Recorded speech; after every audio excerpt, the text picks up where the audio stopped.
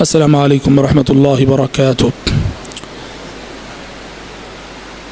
ان الحمد للہ نحمده ونستعینه ونستغفره ونعوذ باللہ من شرور انفسنا ومن سیئات اعمالنا من يهده الله فلا مضل له ومن يضلل فلا هادي له واشهد ان لا اله الا الله وحده لا شريك له واشهد ان محمدا عبده ورسوله اما بعد فان خير الحديث كتاب الله وخير الهدي هدي محمد صلى الله عليه وسلم وشر الامور محدثاتها وكل محدثة بدعة وكل بدعة ضلالة وكل ضلالة في النار۔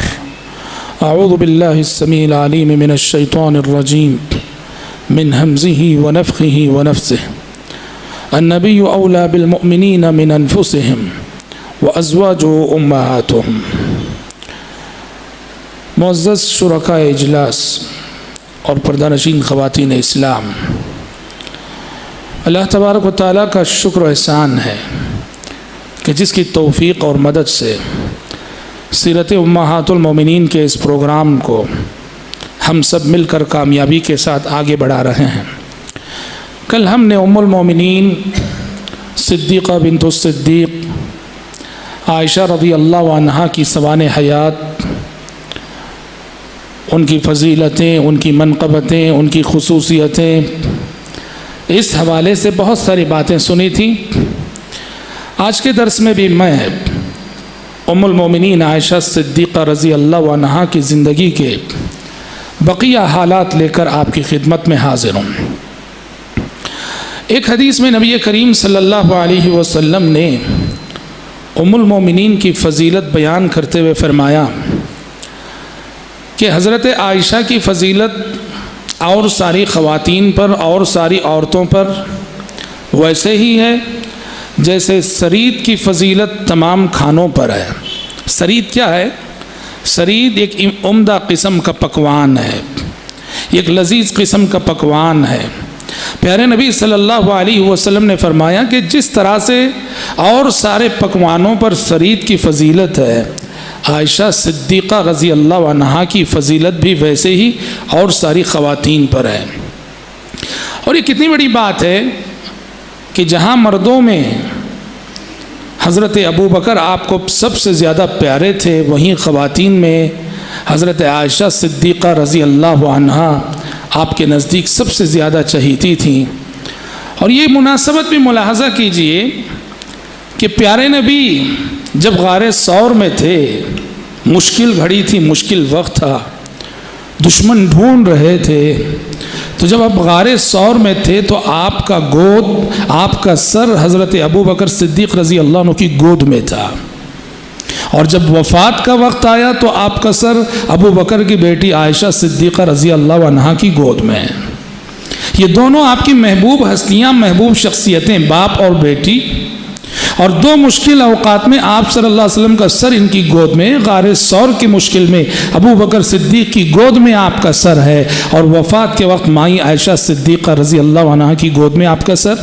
یقیناً اس سے آپ صلی اللہ علیہ وسلم کی جو نسبت، یا ان دونوں شخصیتوں کو آپ صلی اللہ علیہ وسلم سے جو نسبت حاصل تھی، اس کا پتہ چلتا ہے۔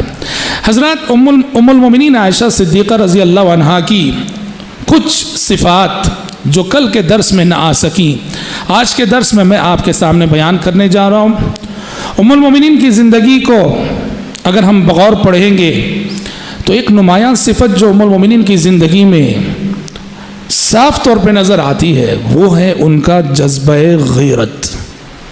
ہم نے آپ کو بتایا حضرت خدیجہ کے سلسلے میں انہوں نے جو جملہ کہا تھا، حالانکہ حضرت خدیجہ کی وفات کے بعد حضرت عائشہ کا نکاح پیارے نبی سے ہوا، لیکن پیارے نبی جو حضرت عائشہ صدیقہ رضی اللہ عنہا کے سامنے حضرت خدیجہ کی جو تعریف کرتے تھے، جو ذکر خیر کرتے تھے، حضرت عائشہ کا جذبہ غیرت جاگ اٹھتا تھا۔ اور حضرت عائشہ خود فرماتی ہیں کہ جتنا میرا جذبہ غیرت حضرت خدیجہ کے سلسلے میں جاگتا تھا، ویسا کسی اور ام المومنین کے سلسلے میں نہیں۔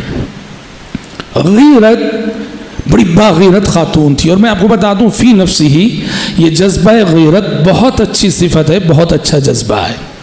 اس لیے کہ یہ محبت کی دلیل ہے۔ اگر بیوی کا جذبہ غیرت شوہر کے تعلق سے جاگے تو مطلب یہ ہے کہ اس بیوی کو اپنے شوہر سے سچی محبت ہے۔ شوہر کا جذبہ غیرت اگر بیوی کے سلسلے میں جاگے تو یہ اس بات کی دلیل ہے کہ اس شوہر کو اپنی بیوی سے سچی محبت ہے۔ اور یہی جذبہ غیرت ہے جو جوانی کی حفاظت کرتا ہے، آبرو کی حفاظت کرتا ہے، عصمت کی حفاظت کرتا ہے۔ اگر یہ جذبہ غیرت مر جائے، اگر انسان بے شرم ہو جاتا ہے، بے حیا ہو جاتا ہے، بے غیرت ہو جاتا ہے، اسے کوئی پرواہ نہیں ہوتی کہ اس کی بیوی کسے دیکھ رہی ہے، کس سے بات کر رہی ہے، کس سے مل رہی ہے۔ اور ویسے ہی عورت کو بھی کوئی پرواہ نہیں ہوتی اس کے بعد کہ اس کا شوہر کن عورتوں سے بات کر رہا ہے، کن سے مل رہا ہے۔ جب انسان کے اندر سے اگر جذبہ غیرت ختم ہو جائے تو یہ جذبہ غیرت فی نفسی اچھی صفت ہونا چاہیے۔ ہاں یہ اور بات ہے کہ ایک حد میں رہنا چاہیے یہ جذبہ۔ حد سے آگے بڑھ جائے تو انسان بدگمانی کرنے لگتا ہے، بدگمان ہو جاتا ہے۔ ایک حد میں ہو تو یہ جذبہ غیرت بہت اچھی صفت ہے، اور ام المومنین کے اندر یہ جذبہ غیرت صاف نظر آتا ہے۔ دیکھیے ایک دفعے کی بات ہے، مائی عائشہ صدیقہ رضی اللہ عنہا کے گھر میں آپ صلی اللہ علیہ وسلم تھے۔ ایک دوسری ام المومنین نے پیارے نبی کی خدمت میں ہدیہ بھیجا۔ ان کی جو خادمہ تھی، نوکرانی تھی، وہ لے کر آئی، جبکہ پیارے نبی حضرت عائشہ کے گھر پہ اور لا کے پیارے نبی کے حوالے کرنے جا رہی تھی کہ حضرت عائشہ کا جذبہ غیرت جاگ اٹھا۔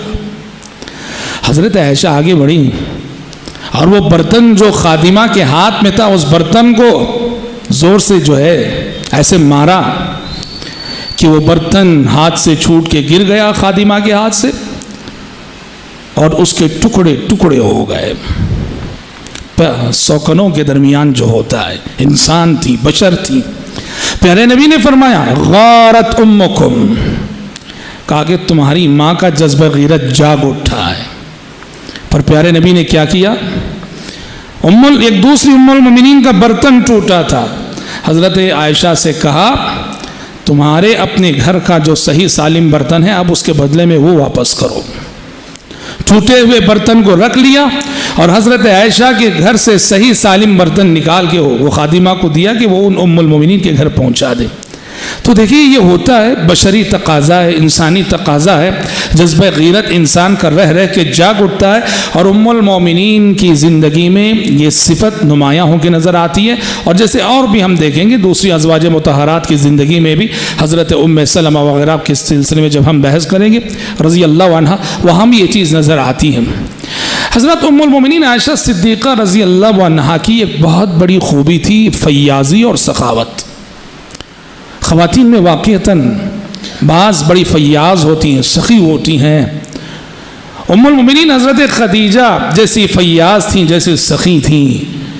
حضرت عائشہ صدیقہ رضی اللہ عنہا بھی بڑی فیاض تھیں، بڑی سخی تھیں، اور ہم سمجھتے ہیں یہ فیاضی اور یہ سخاوت انہیں وراثت میں ملی، کیونکہ باپ ابو بکر صدیق رضی اللہ عنہ ہیں، اور ابو بکر صدیق رضی اللہ عنہ کی فیاضی ہم سب جانتے ہیں۔ یہ سب ایسی صفتیں ہیں جو اولاد میں منتقل ہوتی ہیں۔ ماں باپ اگر بخیل ہو، یہ بخیلی اولاد میں منتقل ہوتی ہے۔ ماں باپ اگر فیاض اور سخی ہو، یہ سخاوت اولاد میں منتقل ہوتی ہے۔ حضرت عائشہ بڑی فیاض تھیں، بڑی سخی تھیں، اور ہم سمجھتے ہیں کہ ابو بکر صدیق سے وراثت میں جو ہے یہ فیاضی ملی۔ اور ان کی فیاضی اور سخاوت کا یہ عالم تھا، ایک مرتبہ امیر معاویہ رضی اللہ عنہ نے 1,00,000 درہم بھیجے، 1,00,000 درہم کا ہدیہ۔ ام المومنین تھیں، بڑا قیمتی ہدیہ، 1,00,000 درہم کا ہدیہ بھیجا۔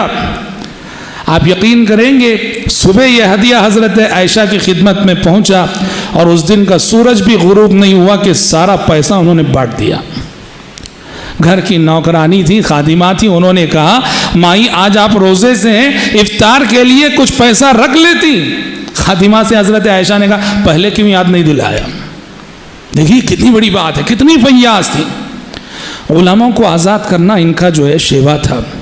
غلام جو غلامی کی زنجیروں میں جکڑے ہوئے ہم جیسے انسان ذلت و رسوائی کی چکی میں پستے تھے، اور اسلام نے غلاموں کو آزاد کرنے کی بڑی تلقین فرمائی، اسے بہت بڑی نیکی قرار دیا ہے۔ فَلَقْتَحَمَ الْعَقَبَةَ وَمَا أَدْرَاكَ مَا الْعَقَبَةُ فَكُّ رَقَبَةٍ۔ مائی عائشہ صدیقہ رضی اللہ عنہا اللہ تعالیٰ کے دیے ہوئے مال میں سے غلاموں کو بہت زیادہ آزاد کرتی تھیں۔ 60 سے زائد غلام، بلکہ 60 پر 7 غلام بالتحدید، 67 غلام انہوں نے اپنی زندگی میں اپنے نفقہ خاص سے آزاد کروائے، اور جن میں قابل ذکر لونڈی حضرت بریرہ بھی ہیں۔ حضرت بریرہ رضی اللہ عنہ جو حضرت عائشہ کی خاص خادمہ تھی، یہ حضرت عائشہ صدیقہ رضی اللہ عنہ کی آزاد کردہ لونڈی تھی۔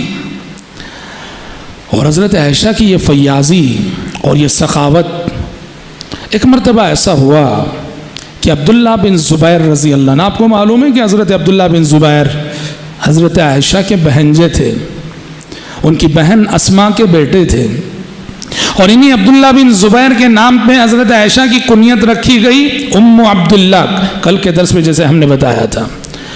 اور وقتی طور پر عبداللہ بن زبیر کی حکومت مکے میں قائم ہوئی تھی، عبداللہ بن زبیر کی حکومت مکے میں قائم ہوئی تھی وقتی طور پر۔ ان دنوں کی بات ہے، حضرت عائشہ کی یہ فیاضی، یہ سخاوت، اس کو دیکھ کر حضرت عبداللہ بن زبیر سے رہا نہ گیا، عبداللہ بن زبیر کی زبان سے ایک جملہ نکل گیا حضرت عائشہ کے حق میں۔ عبداللہ بن زبیر نے کہا کہ واللہ لاحجرن علیہا، کہا کہ ام المؤمنین اگر ایسے ہی خرچ کرتی رہیں میں حجر کر ڈالوں گا ان پر۔ حجر کے معنی کیا ہیں جانتے ہیں؟ ایک فقہی اصطلاح ہے، اسلام میں جو قاضی ہوتا ہے، جج ہوتا ہے، اس کو ایک اختیار دیا گیا، وہ کیا ہے کہ اگر سوسائٹی اور سماج کا کوئی شخص ایسا ہے جو اپنے مال میں ضرورت سے زیادہ فضول خرچی اسراف کر رہا ہے، یا اسے کمانے کا ڈھنگ نہیں ہے، پیسہ اگر لے کے جاتا ہے تو ہمیشہ گنوا کے آتا ہے، کبھی ایک پیسہ کما نہیں سکتا، وہ ایسے لوگوں کے تصرفات پہ قاضی پابندی لگا سکتا ہے۔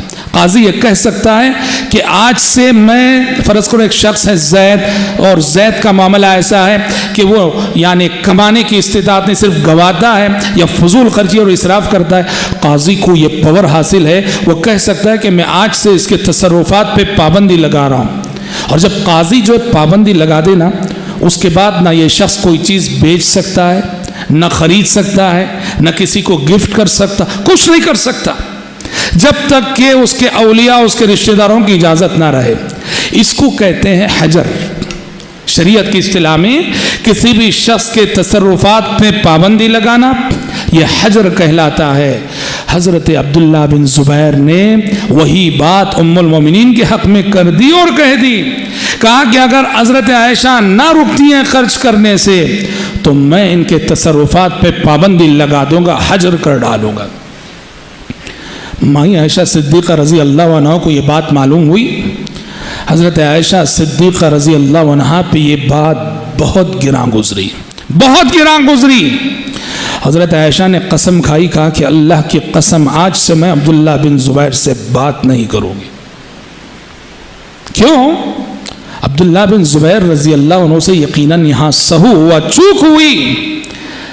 ایک تو خالہ ہیں، حضرت عائشہ خالہ، اور خالہ ماں کے برابر ہوتی ہے، اور یہ ماں بھی صرف ماں نہیں، ام المومنین ہے، قیامت تک آنے والی مسلمانوں کی ماں ہے، جو عالمہ ہے، فقیہہ ہے، سمجھدار ہے، دانشمند ہے۔ اور ایسی ماں کے سلسلے میں حضرت عبداللہ بن زبیر کا یہ کہنا کہ میں حجر کر ڈالوں گا، حضرت عائشہ پہ بہت گراں گزرا، قسم کھا لی کہ میں عبداللہ بن زبیر سے بات نہیں کروں گی، اور بات نہیں کر رہی تھی، بہنجے تھے، بات نہیں کر رہی تھی۔ عبداللہ بن زبیر رضی اللہ عنہ کو اپنی غلطی کا احساس ہوا، بہت احساس ہوا، بہت کوشش کی کسی طرح سے بات کرنے کی، چونکہ حضرت عائشہ قسم کھا چکی تھی کہ میں بات نہیں کروں گی۔ حضرت عائشہ نے بات نہیں کی۔ بالآخر کیا ہوا؟ عبداللہ بن زبیر رضی اللہ عنہ مسور بن مخرمہ اور عبد الرحمن بن اسود ان دونوں کے پاس گئے، جا کے کہا کہ دیکھو کسی طرح ام المومنین کو منوا لو، اور کسی طرح ام المومنین سے مجھے ملا دو، میں کسی طرح ام المومنین کو راضی کرنا چاہتا ہوں، خوش کرنا چاہتا ہوں، اور مجھ سے جو غلطی ہو گئی میں اپنی غلطی پر نادم ہوں۔ تو یہ ہوا کہ مسور بن مخرمہ اور عبد الرحمن بن اسود دونوں حضرت عائشہ صدیقہ رضی اللہ عنہ کے گھر گئے، دروازے پہ کھڑے ہوئے، دروازے پہ دستک دی، دستک دے کے کہا کہ ام المومنین ہم آنا چاہ رہے ہیں۔ صحابہ جاتے تھے، ام المومنین پردے میں بیٹھ کے صحابہ کا استقبال کرتی تھی، جو پوچھنا ہوتا تھا صحابہ پوچھتے تھے، بات کرتے تھے، واپس آتے تھے۔ تو مسور بن مکرمہ اور عبد الرحمن ابن اسود نے دروازے پہ کھڑے ہو کے کہا ام المومنین ہم آنا چاہتے ہیں، آ سکتے ہیں کیا؟ ام المومنین نے کہا کہ آ جاؤ۔ عبد الرحمن بن اسود اور مسور بن مکرمہ نے کہا ہم سب آ جائیں کیا؟ ہاں، اس لیے کہ ام المومنین کو معلوم نہیں کہ عبداللہ بن زبیر بھی ساتھ میں ہے۔ کہا ہم سب آ جائیں گے کیا؟ ہم سب کو پرمیشن ہے کیا؟ حضرت عائشہ نے کہا بالکل سب کو پرمیشن ہے، آ جاؤ۔ سب داخل ہوئے اور جیسے ہی ام المومنین کے سامنے پہنچے عبداللہ بن زبیر اپنی خالہ سے چمٹ گئے، معافی مانگی، روئے، گڑ گڑائے، منوائے۔ حضرت عائشہ بھی رو رہی ہیں، یہ بھی رو رہے ہیں، دونوں زارو قطار رو رہے ہیں۔ حضرت عائشہ صدیقہ رضی اللہ عنہ نے بالآخر معاف کر دیا، اور چونکہ قسم کھا لی تھی بات نہیں کروں گی، تو قسم کا کفارہ ادا کیا حضرت عائشہ نے، باقاعدہ قسم کا کفارہ ادا کیا، اور قسم کا کفارہ ادا کر کے حضرت عبداللہ بن زبیر سے بات کر لی۔ ایک واقعہ جو یہ بتاتا ہے کہ سبحان اللہ، انسان ہونے کے ناطے صحابہ سے کچھ لغزشیں ہو جاتی تھیں۔ عبداللہ بن زبیر کی زبان سے ایک جملہ نکل گیا، لیکن کتنا نادم ہوئے ہو، کیسی عاجزی، کیسی انکساری۔ بڑوں کے آگے چھوٹوں کو چھوٹا بن کے رہنا ہے، بڑوں کے آگے چھوٹے کو چھوٹے کی حیثیت سے رہنا ہے۔ اور دوسری بات، صلح کروانے کی جو کوشش مسور بن مکرمہ عبد الرحمن ابن اسود نے کی، ایسی کوشش کرنے والے سماج اور سوسائٹی میں ایسے لوگوں کی ضرورت ہوتی ہے کہ جو ٹوٹتے رشتوں کو جوڑیں۔ ہماری صورتحال تو یہ ہے، ہم ایسے ماحول میں جی رہے ہیں کہ نفرت کی آگ اگر جل رہی ہو، پیٹرول ڈالنے والے ڈھونڈو ہزاروں ملیں گے، اور اس آگ کو بجھانے والے ڈھونڈو مشکل سے ملیں گے آپ کو۔ ام المومنین عائشہ صدیقہ رضی اللہ عنہا، ام المومنین کی ایک بہت بڑی صفت اور ایک بہت بڑی خصوصیت ان کا تواضع، ان کی عاجزی اور ان کی انکساری بھی تھی۔ بڑا اخلاص تھا، بڑی للہیت تھی۔ اپنی تعریف آپ پسند نہیں کرتی تھیں، وہ نہیں چاہتی تھیں کہ ان کے منہ پہ کوئی ان کی تعریف کرے۔ یہ ظاہر بات ہے، عام طور پہ انسان کا مزاج ہے، ہر انسان کی طبیعت میں یہ چیز ہوتی ہے کہ ہر انسان اپنی تعریف سننا چاہتا ہے۔ ہر انسان کی خواہش ہوتی ہے کہ لوگ میری تعریف کریں، اور تعریف سن کے انسان خوش ہو جاتا ہے، موٹا ہو جاتا ہے، پھول جاتا ہے۔ لیکن جس انسان کے دل میں اخلاص ہو، اخلاص کی دولت ہو، ایسا انسان ڈرتا ہے اپنی تعریف سننے سے۔ کیوں ڈرتا ہے؟ وہ اس لیے ڈرتا ہے کہ کہیں اس تعریف کی صورت میں میری نیکیوں کا بدلہ تو نہیں مل جا رہا ہے، کہیں یہ تعریف میرے اندر ریاکاری نہ پیدا کر دے، دکھاوے کا جذبہ نہ پیدا کر دے۔ جس کے دل میں اخلاص ہوتا وہ ڈرتا ہے۔ مائی عائشہ صدیقہ رضی اللہ عنہ کا بھی یہی معاملہ تھا، وہ نہیں چاہتی تھی کہ ان کے منہ پہ ان کے سامنے کوئی ان کی تعریف کرے۔ حد تو یہ ہے، مائی عائشہ صدیقہ رضی اللہ عنہ مرض الموت میں تھی، آخری ایام تھے ان کی وفات، اور موت سے پہلے کی بات ہے۔ حضرت عبداللہ بن عباس رضی اللہ عنہ نے اجازت چاہی آنے کی، مائی عائشہ رضی اللہ عنہ نے اجازت نہیں دی، کہا کہ میں اجازت نہیں دوں گی۔ کس کو؟ ابن عباس کو، جو نبی کے چچا زاد بھائی ہیں، جن کے سلسلے میں پیارے نبی نے دعائیں دی تھی، اللہم فقہہ فی الدین وعلمہ التأویل، اے اللہ اس نوجوان کو علم کا، تفسیر کا علم عطا فرما اور دین کی سمجھ عطا فرما۔ ایسے ابن عباس، حضرت عائشہ نے کہا اجازت نہیں دوں گی۔ لوگ حیران رہ گئے، کیوں ام المومنین اجازت نہیں دے رہی؟ حضرت عائشہ نے کہا مجھے ڈر ہے یہ آئیں گے میرے منہ پہ میری تعریف کریں گے، اور میں اپنی تعریف سننا پسند نہیں کرتی۔ پھر بے ساختہ کہنے لگی کاش کہ میں دنیا مجھے فراموش کر چکی ہوتی، میں نسیم منسیہ ہو چکی ہوتی، اور دنیا میں کوئی مجھے جاننے والا نہ ہوتا۔ بہت بڑی بات ہے۔ حضرت ابو بکر صدیق رضی اللہ عنہ، جن کی بیٹی حضرت عائشہ ہیں، ان کا بھی یہی معاملہ تھا۔ اگر کوئی شخص ان کے منہ پہ ان کی تعریف اگر کرتا، حضرت ابو بکر ڈر جاتے اور بے ساختہ اللہ تعالیٰ سے ایک دعا کرتے، کہتے کہ اللہم اجعلنی خیرا مما یظنون واغفر لی ما لا یعلمون ولا تواخذنی بما یقولون۔ حضرت ابو بکر کہتے اے اللہ یہ لوگ میری تعریف کر رہے ہیں، اے اللہ یہ لوگ میرے بارے میں جیسا گمان رکھ رہے ہیں مجھے اس سے اچھا بنا دے، اس سے بہتر بنا دے۔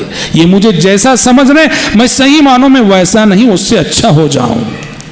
اللہم اجعلنی خیرا مما یظنون واغفر لی ما لا یعلمون، اور اے اللہ میری زندگی کے کچھ گناہ ایسے ہیں جو یہ لوگ نہیں جانتے، اگر یہ جانتے ہوتے تو میری تعریف نہ کرتے، میرے ان گناہوں کو بھی معاف کر دے۔ وَلَا تُؤَاخِذْنِي بِمَا يَقُولُونَ، اور اے اللہ ان کی تعریف کو قیامت کے روز میری پکڑ اور گرفت کا سبب اور ذریعہ نہ بنا۔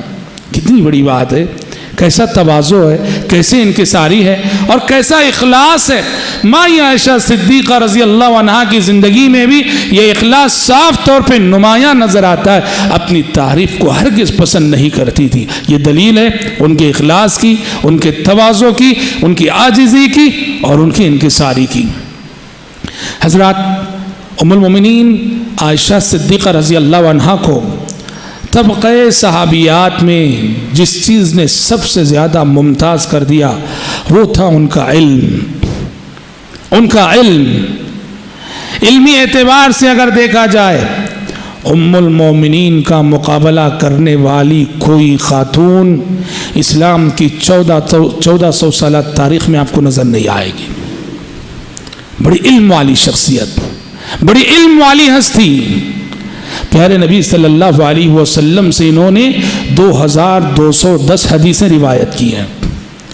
2210 حدیثیں پیارے نبی سے روایت کی ہیں، اور ام المومنین سے علم حاصل کرنے والوں میں، ام المومنین کے شاگردوں میں بڑے بڑے نام، بڑے بڑے صحابہ ان کے شاگرد۔ وفات نبوی کے بعد ان کا مشغلہ علم کو پھیلانا، حدیثوں کو پھیلانا۔ اپنے حجرے میں پردہ ڈال کے بیٹھ جاتی تھی، صحابہ پردے کے اس پار بیٹھتے تھے اور حضرت عائشہ صدیقہ رضی اللہ عنہا سے سیکھتے تھے، مسائل پوچھتے تھے، حدیثیں روایت کرتے تھے۔ چنانچہ ام المومنین عائشہ صدیقہ رضی اللہ عنہا سے روایت کرنے والوں میں یا ام المومنین کے شاگردوں میں آپ کہہ سکتے ہیں حضرت ابو ہریرہ، حضرت عبداللہ بن عمر، حضرت عبداللہ بن عباس، حضرت عبداللہ بن زبیر، حضرت ابو موسیٰ الاشعری رضی اللہ عنہم اجمعین جیسے صحابہ۔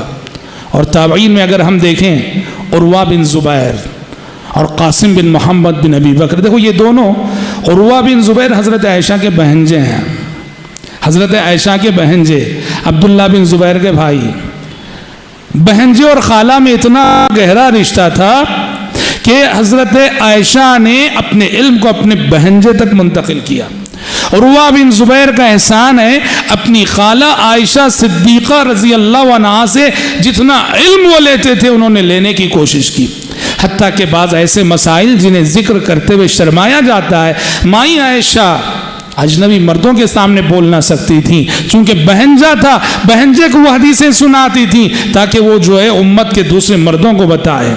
اور قاسم بن محمد بن ابی بکر یہ بھتیجے تھے، تو ایک طرف بہنجے ایک طرف بھتیجے، اپنی ان دونوں رشتہ داروں کے ذریعے، بہنجوں اور بھتیجے کے ذریعے کافی سارا علم حضرت عائشہ نے امت تک پہنچایا۔ اسی طرح تابعین میں علقمہ بھی قابل ذکر تابعی ہیں جنہوں نے حضرت عائشہ صدیقہ رضی اللہ عنہا سے علم حاصل کیا۔ خواتین میں اگر دیکھیں عمرہ بنت عبد الرحمن تابعیہ ہیں، عمرہ بنت عبد الرحمن بہت مشہور تابعیہ، حضرت عائشہ کی سب سے مشہور شاگردہ ہیں۔ عمرہ بنت عبد الرحمن نے کافی علم ان سے حاصل کیا اور کافی حدیثیں روایت کی۔ معاذہ العدویہ یہ بھی حضرت عائشہ کی ایک شاگرد ہے۔ عائشہ بنت طلحہ یہ بھی حضرت عائشہ کی ایک شاگرد ہے۔ بڑے بڑے نام ہیں ام المومنین عائشہ صدیقہ رضی اللہ عنہا کے شاگردوں میں۔ حد تو یہ ہے کہ حضرت عائشہ کے اپنے فتوے تھے، فقہی مسائل میں حضرت عائشہ کی اپنی رائے تھی، حضرت عائشہ کا اپنا ایک انداز تھا، انداز فکر تھا۔ اور کتنے مسائل ایسے ہیں جہاں عائشہ صدیقہ رضی اللہ عنہا کبار صحابہ پہ گرفت کرتی نظر آتی ہیں اور ان کی سمجھ کو درست کرتی نظر آتی ہیں۔ سعد بن ابی وقاص رضی اللہ عنہ کا انتقال ہوا، وفات ہوئی، تو مائی عائشہ صدیقہ رضی اللہ عنہ نے کہا کہ ان کے جنازے کو مسجد کے اندر لاؤ، مسجد نبوی کے اندر لاؤ، کیونکہ عہد نبوت میں مسجد نبوی کے اندر نماز جنازہ پڑھنے کا زیادہ رواج نہیں تھا۔ عیدگاہ تھا، مصلی میں نماز جنازہ رکھا جاتا تھا وہاں جو ہے عموماً۔ تو اس لیے جب مائی عائشہ صدیقہ رضی اللہ عنہ نے کہا کہ سعد بن ابی وقاص کے جنازے کو مسجد کے اندر لاؤ، مسجد نبوی کی مجھے نماز جنازہ پڑھنی ہے، اور سارے صحابہ نے اعتراض کیا، تو حضرت عائشہ نے سب کو ایک دلیل دے کے خاموش کر دیا. کہا کہ بھول گئے بیضا کے دونوں بیٹے سہل اور سہیل، ان دونوں کی نماز جنازہ خود پیارے نبی نے اسی مسجد میں پڑھائی تھی، تو مسجد میں نماز جنازہ پڑھنا کوئی غلط نہیں ہے، لاؤ جنازے کو. حضرت عائشہ کی دلیل کے آگے سب خاموش رہ گئے اور حضرت سعد بن ابی وقاص رضی اللہ عنہ کا جنازہ مسجد میں لایا گیا اور مسجد میں پڑھی گئی نماز جنازہ. عبداللہ بن عباس کی ایک رائے تھی. عبداللہ بن عباس رضی اللہ عنہ کہتے تھے کہ اگر کوئی شخص گھر بیٹھے ہوئے مکے کو ہدی کا جانور بھیجتا ہے، یہ خود ایک مستقل نیکی ہے کہ مکے میں قربان ہونے کے لیے جانور بھیجے، اسے ہدی کا جانور کہا جاتا ہے. ابن عباس کی رائے تھی کہ اگر کوئی شخص گھر بیٹھے کوئی ہدی کا جانور مکے میں ذبح ہونے کے لیے بھیجتا ہے تو ایک محرم پر حالت احرام میں جو جو پابندیاں عائد ہوتی ہیں گھر میں رہنے کے باوجود اس شخص پہ وہ ساری پابندیاں عائد ہوں گی. یہ حضرت ابن عباس کی رائے تھی. سر کو ڈھانکنا نہیں، خوشبو لگانا نہیں، یہ ساری پابندیاں جو ایک محرم کے لیے ہیں. کہا جو بھی یعنی حرم میں ذبح ہونے کے لیے ہدی کا جانور بھیجتا ہے وہ بھلے سے اپنے گھر میں بیٹھا رہے، وہ ساری پابندیاں اس پہ عائد ہوں گی. یہ ابن عباس کا فتویٰ تھا. مائی عائشہ صدیقہ رضی اللہ عنہا نے اس پہ نکیر کی، اس پہ گرفت کی اور لوگوں کو بتایا کہ یہ فتویٰ درست نہیں ہے، اس لیے کہ پیارے نبی صلی اللہ علیہ وسلم نے میرے گھر رہتے ہوئے، میرے پاس رہتے ہوئے حرم میں ذبح ہونے کے لیے جانور بھیجے. کوئی چیز جو آپ کے لیے حلال تھی وہ آپ پر حرام نہ ہوئی. جیسے عام زندگی گزرتی ہے ویسے عام زندگی آپ صلی اللہ علیہ وسلم نے گزاری. حضرت ابن عباس کے فتوے پر استدراک کیا. اور اتنے مسائل ہیں جہاں حضرت عائشہ صدیقہ رضی اللہ عنہا نے اپنی رائے رکھی اور وزندار رائے. اس کو امام زرکشی، ایک عالم امام زرکشی، انہوں نے کتابی شکل میں جمع کیا. مستقل کتاب ہی ہے. کتاب کا نام ہے الاجابہ لإیراد ما استدرکته عائشہ علی الصحابہ. الاجابہ لإیراد ما استدرکته عائشہ علی الصحابہ. بڑی وزندار خاتون تھی، علمی وزن رکھنے والی خاتون تھی، فقہی وزن رکھنے والی خاتون تھی، فتوے کا مزاج رکھنے والی خاتون تھی. اور جب یہ بولتی تھی، یہ فتویٰ دیتی تھی تو بڑے بڑوں کی زبانوں پہ تالے لگ جاتے تھے رضی اللہ عنہ. اسی لیے سلف صالحین رحمۃ اللہ علیہ مجمعین سے ام المومنین عائشہ صدیقہ رضی اللہ عنہ کے علم کی تعریف میں اقوال منقول ہیں. چنانچہ امام زہری فرماتے ہیں، جو مشہور تابعی ہیں، امام زہری کہتے ہیں کہ اگر امت کی ساری عورتوں کا علم ایک طرف اکٹھا کر دیا جائے اور تنہا ام المومنین عائشہ صدیقہ رضی اللہ عنہ کا علم ایک طرف ہو تو عائشہ صدیقہ رضی اللہ عنہ کا علم زیادہ بھاری اور وزنی ہوگا بمقابل امت کی ساری خواتین کے علم. حضرت ابو موسیٰ الاشعری رضی اللہ عنہ جو صحابی ہیں فرماتے ہیں کہ جب بھی ہمارے سامنے کوئی مشکل مسئلہ آیا اور ہم نے ام المومنین عائشہ صدیقہ رضی اللہ عنہا سے رجوع کیا، جب ہم نے رجوع کیا ام المومنین کے پاس ہر مسئلے کا حل ہمیں ملا ہے، ہر مشکل کا علاج ہمیں ملا ہے. ام المومنین کے پاس جا کے کبھی ہم ناکام اور مایوس نہیں لوٹے. کون کہتے ہیں؟ ابو موسیٰ الاشعری رضی اللہ عنہ. اور عروہ بن زبیر جو بہنجے ہیں جن کے بارے میں ہم نے کہا اس بہنجے کے واسطے سے امت تک بڑا علم پہنچایا حضرت عائشہ. یہ تو کہتے ہیں بہت سارے علوم گناتے ہیں، گنا کے کہتے ہیں قرآن، فرائض، میراث، حلال و حرام، طب، فقہ، انساب. کہا کہ میں نے دیکھا ان تمام علوم میں ام المومنین عائشہ صدیقہ رضی اللہ عنہ سے ٹکر لینے والا کوئی شخص مجھے نظر نہیں آیا. ایک دو علم کی بات نہیں، کئی علوم کو گنا کے کہتے ہیں عروہ بن زبیر رضی اللہ عنہ. اور امام حاکم فرماتے ہیں، جو محدث ہیں، حدیث کی کتاب مستدرک انہوں نے لکھی، امام حاکم فرماتے ہیں کہ احکام شریعت کا 1/4 حصہ، احکام شریعت کا 1/4 حصہ یہ ام المومنین نے روایت کیا ہے. اگر ام المومنین روایت نہ کرتی اور نہ بتاتی تو شریعت کا 1/4 حصہ ہمیں معلوم نہ ہو سکتا تھا. دیکھو یہ سب بڑے بڑے اہل علم ہیں جنہوں نے ام المومنین کے علم کو جانچا، پرکھا، اور وہ جانچنے اور پرکھنے کے بعد ام المومنین کے علم کی گواہی دے رہے ہیں. ام المومنین عائشہ صدیقہ رضی اللہ عنہا عالمانہ مزاج رکھتی تھی، عالمانہ شان رکھتی تھی، عوام کی طرح ان کی سوچ نہ تھی. دیکھو لوگوں میں ایک بات مشہور تھی، خود صحابہ کے زمانے میں یہ جو نحوست کا عقیدہ ہے نا، فلاں مہینہ منحوس، فلاں دن منحوس وغیرہ وغیرہ، فلاں گھڑی منحوس، مائی عائشہ صدیقہ رضی اللہ عنہ کے زمانے میں ایک بات مشہور تھی کہ شوال کا مہینہ منحوس ہے، شوال کے مہینے میں شادی نہیں کرنا چاہیے. کہا کہ شوال کے مہینے میں جو بھی شادی کرے گا وہ رشتہ جو ہے نبھے گا نہیں، وہ رشتے میں محبت نہیں آئے گی، وہ رشتہ ٹوٹ جائے گا. لوگوں میں مشہور تھا. مائی عائشہ صدیقہ رضی اللہ عنہا اس دقیانوسی خیال اور نحوست کے اس تصور پہ رد کرتے ہوئے کہتی تھی، لوگوں تم کہتے ہو کہ شوال میں ہونے والے رشتے نبھتے نہیں ہیں، اور تمہیں معلوم نہیں کہ میرا نکاح شوال میں ہوا، رخصتی شوال میں ہوئی، اور پیارے نبی کی 11 بیویوں میں نبی کی جو محبت مجھے ملی اور کس ام المومنین کو ملی، میں کتنی خوش نصیب.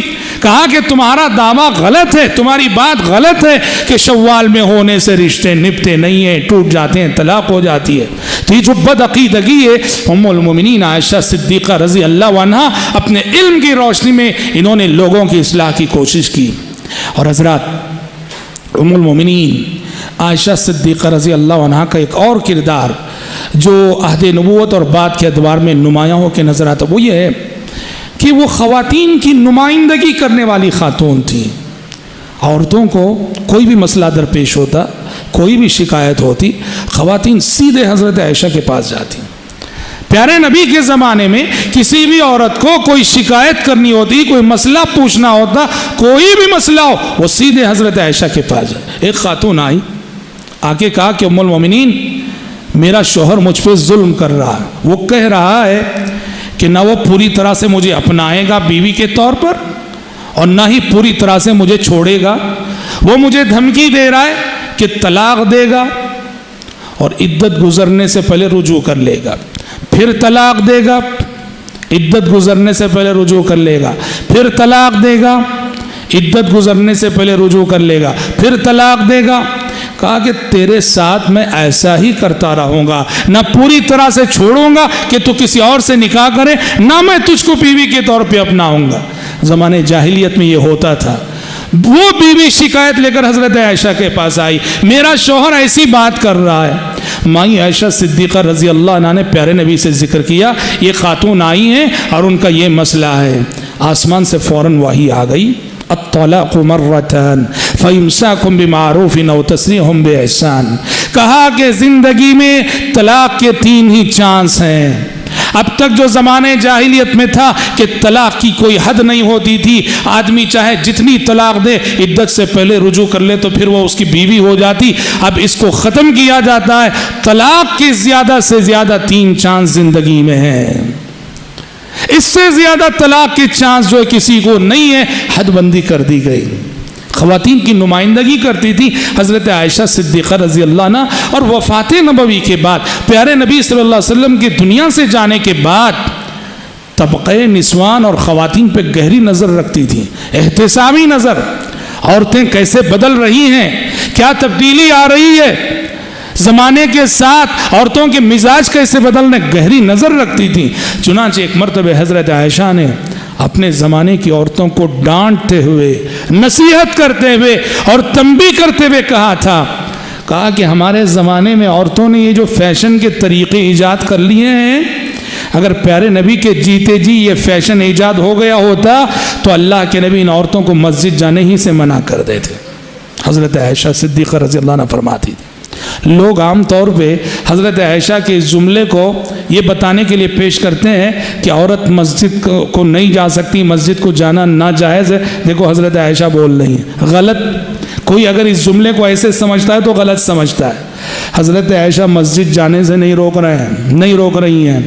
حضرت عائشہ صدیقہ رضی اللہ عنہ یہ سبق اور یہ پیغام دینا چاہ رہی ہیں عورتوں کو کہ مسجد جانا ہو تو سادگی کے ساتھ جاؤ، فیشن کے بغیر جاؤ، خوشبو کے بغیر جاؤ، سادگی کے ساتھ جاؤ. فیشن کے ساتھ جانا، خوشبو لگا کے جانا، پھول لگا کے جانا، یہ تو سبوں کے نزدیک جو ہے ناجائز ہے اس طرح کا جانا. حضرت عائشہ وہی کہتی تھی کہ اگر پیارے نبی صلی اللہ علیہ وسلم دیکھ لیتے یہ عورتوں نے جو کچھ ایجاد کر رکھا ہے، مسجد جانے سے انہیں منع کر دیتے جب تک کہ وہ جو ہے یہ فیشن نہ چھوڑتی اور یہ جو طور طریقے انہوں نے اپنا رکھے ہیں فیشن کے اس کو نہ چھوڑتی.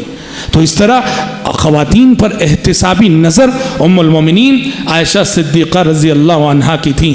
حضرات، ام المومنین عائشہ صدیقہ رضی اللہ عنہا کی زندگی سے تعلق رکھنے والی ایک تلخ حقیقت، یا یوں کہیے کہ حضرت ام المومنین عائشہ صدیقہ رضی اللہ عنہا کی زندگی سے تعلق رکھنے والا ایک مسئلہ وہ جنگ جمل کا بھی مسئلہ ہے۔ وفات نبوی کے بعد جو فتنے ہوئے، جن آزمائشوں سے حضرات صحابہ کرام رضوان اللہ علیہ مجمعین کو گزرنا پڑا، آپ کو معلوم ہے کہ دو مشہور جنگیں ہوئی تھیں، جنگ جمل اور جنگ صفین۔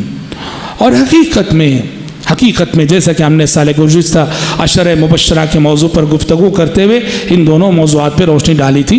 جنگ جمل کیا ہے؟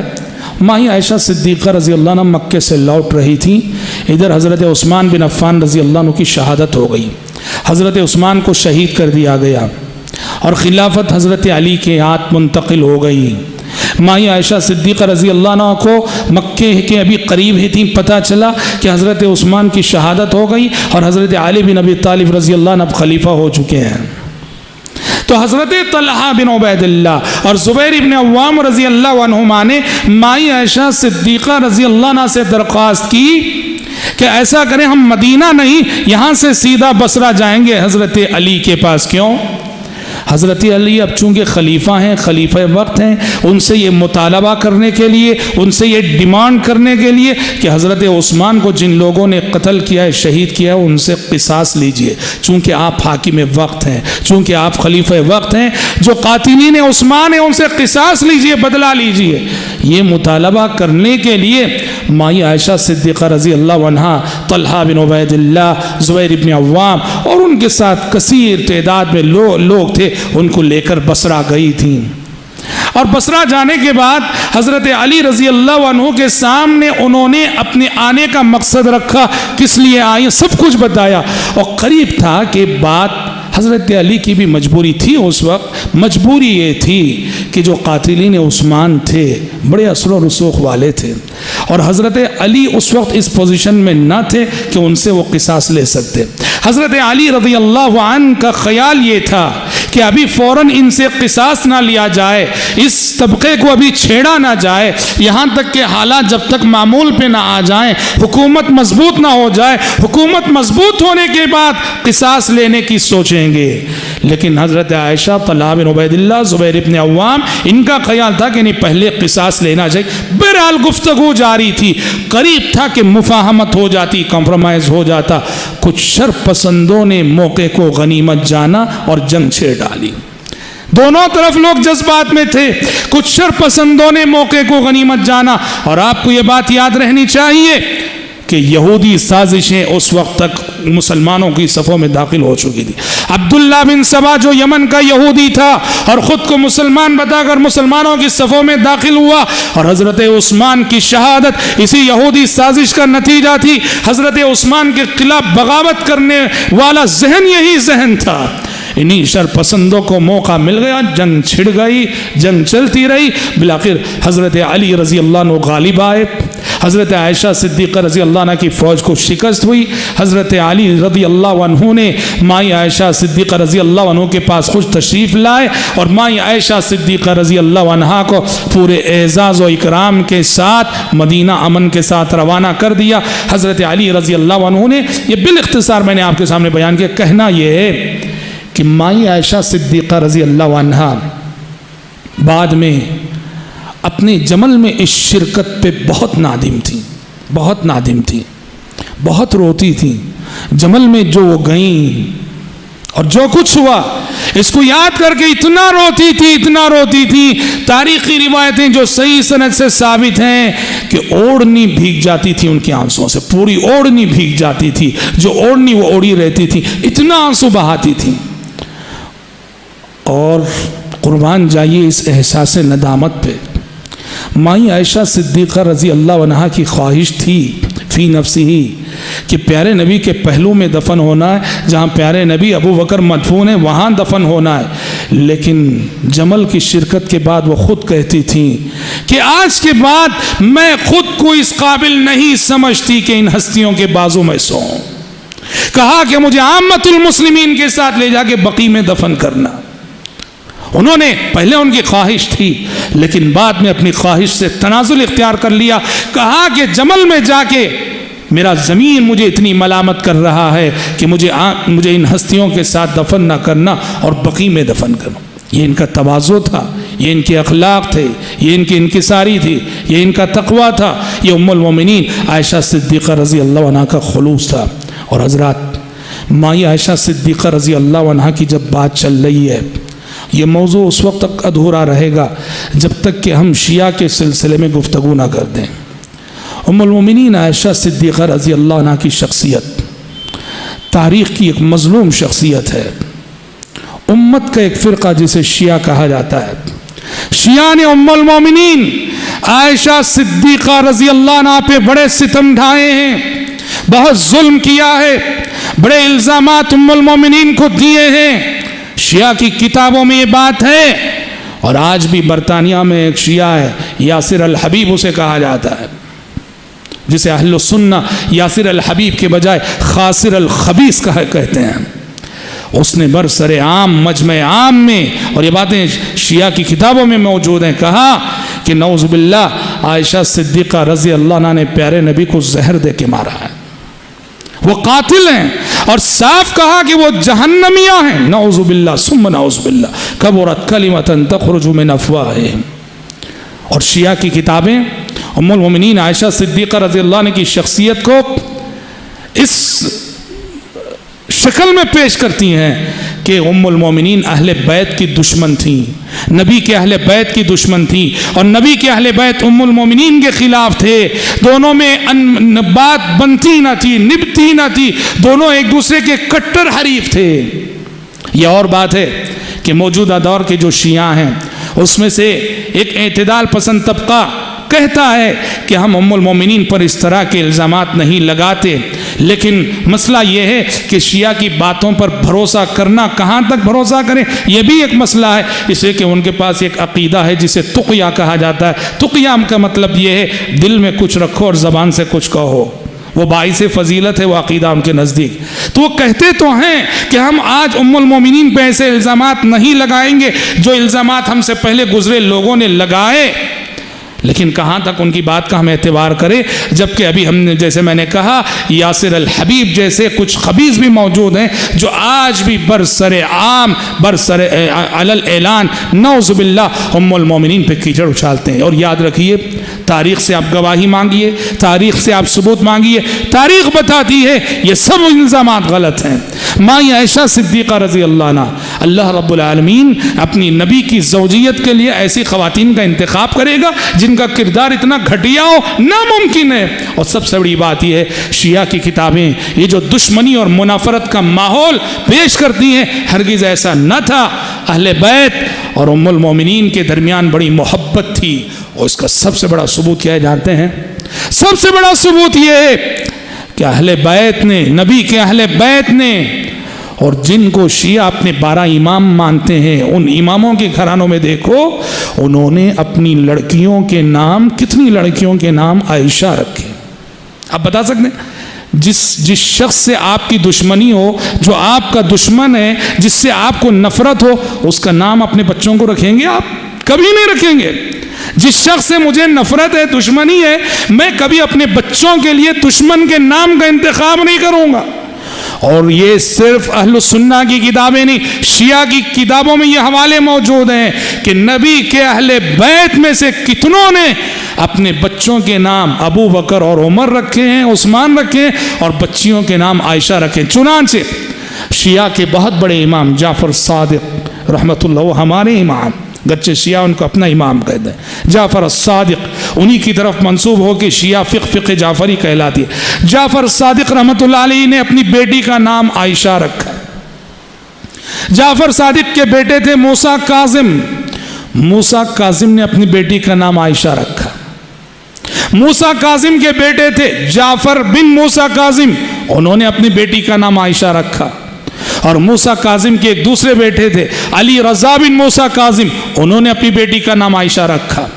اہل بیت کے ایک اور امام تھے محمد بن حسن بن جعفر, انہوں نے اپنی بیٹی کا نام عائشہ رکھا. اور ایک اور امام تھے علی ہادی بن محمد, علی ہادی بن محمد، انہوں نے اپنی بیٹی کا نام عائشہ، سلسلہ وار دیکھیے عائشہ کا نام نبی کے اہل بیت میں بار بار آ رہا ہے، تکرار کے ساتھ آ رہا ہے۔ یہ دلیل ہے اس بات کی کہ اہل بیت کو ام المومنین عائشہ صدیقہ رضی اللہ عنہ سے محبت تھی، اور ام المومنین ان سے محبت کرتی تھی۔ شیعہ کی کتابوں نے جو کچھ لکھا ہے یہ تاریخ نہیں، یہ تاریخ کے ساتھ کھلواڑ ہے، اور یہ تاریخ میں جو ہے تحریف ہے۔ ام المومنین ایسی نہ تھی اور نبی کے اہل بیت ایسے نہ تھے، اور یہ بات تو طے ہے تاریخی اعتبار سے کہ جو اسلامک ہسٹری ہے، یعنی مسلمانوں کی جو تاریخ لکھی گئی ہے، اس میں شیعہ مورخین کا بڑا عمل دخل رہا ہے، اور یہ بات بھی طے ہے کہ امت مسلمہ میں جتنے فرقے بنے ان فرقوں میں سب سے زیادہ جھوٹ کہنے والا لکھنے والا فرقہ وہ شیعہ کا فرقہ ہے۔ تو لہٰذا شیعہ کی کتابیں اور ان کی روایتوں کو بنیاد بنا کر کبھی ہم یہ بات تسلیم نہیں کر سکتے کہ ماں عائشہ صدیقہ رضی اللہ عنہا اور نبی کے اہل بیت کے درمیان منافرت اور دشمنی کا ماحول تھا، ہرگز نہیں ہو سکتا۔ کلا والعیاذ باللہ۔ ام المومنین عائشہ صدیقہ رضی اللہ عنہا بڑی عظیم المرتبت خاتون تھی، بڑا اعلیٰ مقام رکھنے والی خاتون تھی، عالمہ تھی، معلمہ تھی، فقیہہ تھی، عابدہ تھی، زاہدہ تھی، رب العالمین کی پیاری بندی تھی، نبی کریم صلی اللہ علیہ وسلم کی چہیتی بیوی تھی۔ ایک مثالی زندگی گزارنے کے بعد، ایک مثالی زندگی گزارنے کے بعد، داعیانہ زندگی گزارنے کے بعد، عالمانہ زندگی گزارنے کے بعد اور مربیانہ زندگی گزارنے کے بعد 50/7 ہجری یا ایک قول کے مطابق 50/8 ہجری یا تیسرے قول کے مطابق 50/9 ہجری میں 17 رمضان کو اللہ کو پیاری ہو گئی۔ رمضان کی 17 تاریخ تھی، 50/7 50/8 یا 50/9 ہجری کا رمضان تھا، 17 تاریخ تھی۔ رمضان کے مہینے میں اللہ کو پیاری ہو گئیں، اور ان کی وصیت تھی کہ ان کی نماز جنازہ صحابی رسول ابو ہریرہ رضی اللہ عنہ پڑھائیں گے۔ چنانچہ ابو ہریرہ رضی اللہ عنہ نے ام المومنین کی نماز جنازہ پڑھائی، اور رات عشاء بعد حضرت ابو ہریرہ نے تراویح کے بعد وطر کے بعد نماز جنازہ پڑھائی، اور رات ہی میں ام المومنین کو بقیع کے قبرستان میں دفن کر دیا گیا رضی اللہ عنہا وارضاہا۔ ایک حسین باب اختتام کو پہنچتا ہے ام المومنین عائشہ صدیقہ رضی اللہ عنہ کے زندگی کے خاتمے سے۔ اسلامی تاریخ کا ایک روشن چراغ، اسلامی تاریخ کا ایک روشن ماہتاب، اسلامی تاریخ کی ایک عظیم شخصیت دنیا سے رخصت ہو گئی۔ ام المومنین عائشہ صدیقہ رضی اللہ عنہ کی وفات پر اللہ تبارک و تعالیٰ سے دعا ہے کہ رب العالمین ہم سب کو، آپ سب کو، اور خصوصاً امت کی ماں بہنوں کو ام المومنین عائشہ صدیقہ رضی اللہ عنہا اور نبی کی اور ساری ازواج مطہرات کے نقش قدم پر چلنے کی توفیق عطا فرمائے۔ آمین۔ وآخر دعوانا ان الحمد للہ رب العالمین۔